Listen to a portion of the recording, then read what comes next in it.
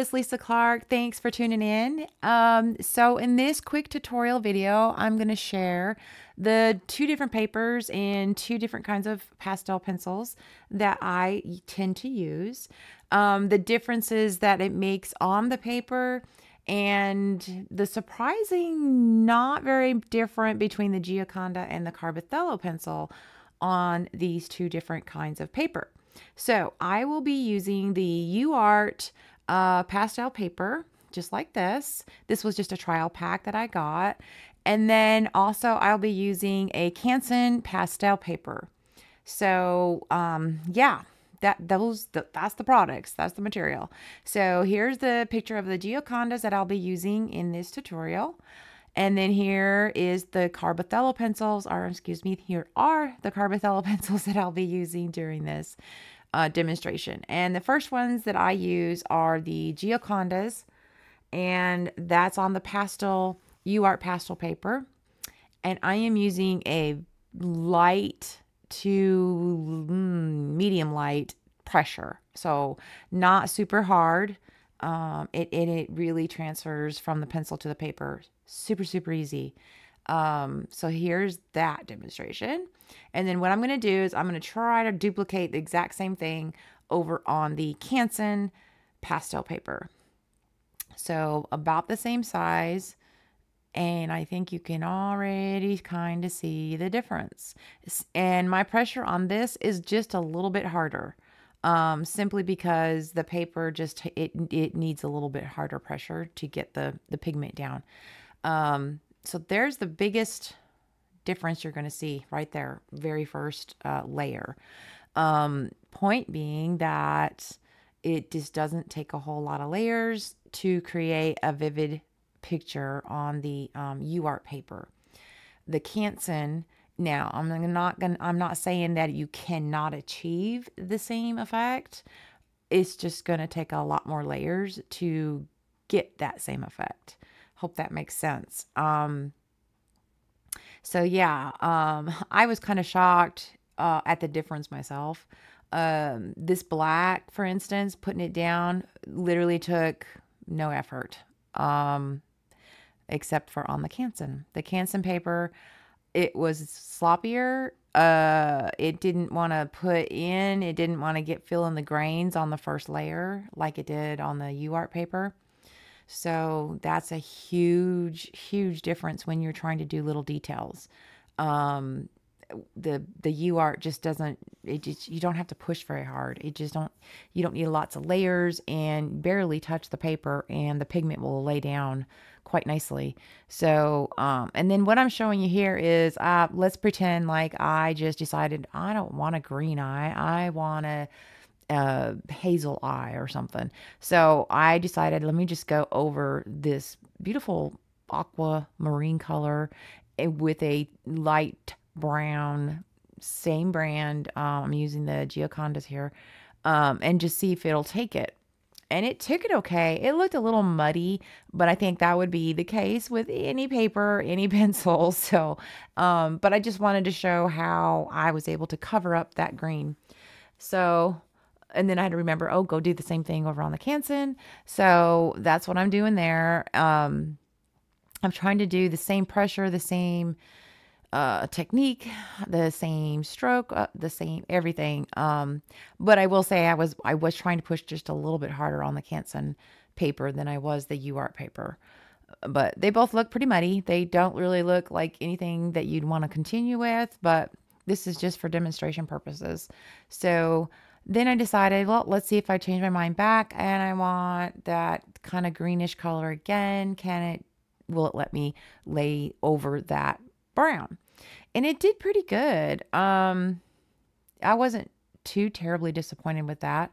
But again, the Canson really, I was just like, wow, this is like the third layer and I'm still seeing grit and I'm still seeing that kind of thing going on. I retouched the black eye, or the pupil of the eye, and now I'm just doing like those little hash marks around the pupil to help it look kind of three-dimensional.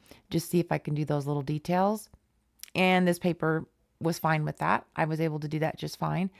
This is just a very light touch going around the eye just to see what kind of thickness that line would be if I were to go around it. And there you go. There's what that looks like. And then again, I tried to do those fine details. It wasn't going to happen. It just looks more sloppy. I kind of gave up because it was not going to work. So yeah, there's my comparison.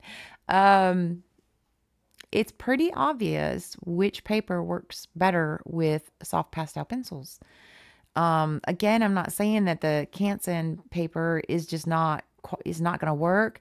It is just going to take a lot more layers. It's going to take a lot more work to get that vivid, if you're wanting like a photorealism type, image on your paper, which is what I tend to like to do. So, I'm learning here too, because I've never really done a side-by-side comparison with these two papers using pastel pencils. So I thought, wow, let me do this. I'm going to share, because this was interesting. Like, wow, I had one of my subscribers actually mentioned to me, you should try UArt paper. And I was like, yeah, I thought to myself, do I have some of that? I might have some of that tucked away somewhere. And sure enough, I did.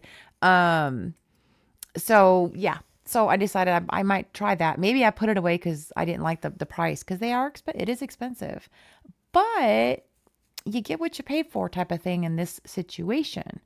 Anyway, so now I'm using the Carbothello pastel pencils, and I want to say straight up, there was no big difference between the Giocanda pastel pencil and the Carbothello pencil.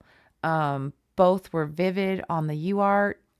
Both were grainy on the Canson paper. So I don't know. I didn't really see a huge difference between the two brands of pencils. So that's good to know. I mean, for me, it's like, okay, so I thought the Carbothellos were just so much better, but really they're very comparable pencils. I didn't really see a huge negative, difference between the two. So I'm pretty happy with both. I've had my Giocandas for years. I think I'm on my second pack of them. So I don't know. I've just always been comfortable with them. I feel like they're affordable for what they are. But anyway, I mean, I'm not saying Carbothellos are superior or inferior to the Giocandas. I mean, maybe they're a little bit better, but personally, I would use either one.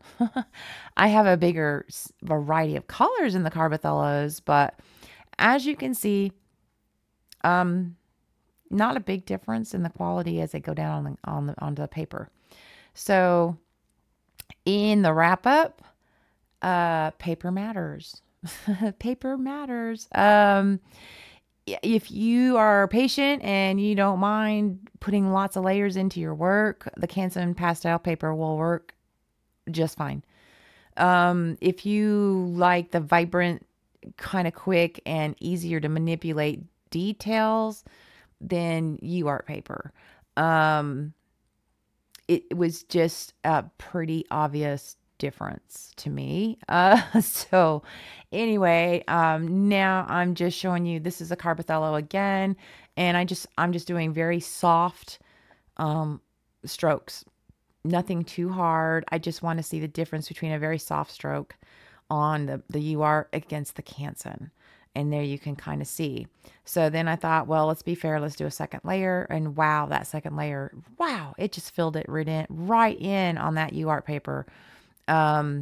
It did okay on the Canson. I'm not saying it's horrible, but it would take probably 2 more layers to get to the point of what the UArt paper looks like. So there you have it. There's my comparison. I hope it was helpful to someone. If you have any questions, shoot me a comment.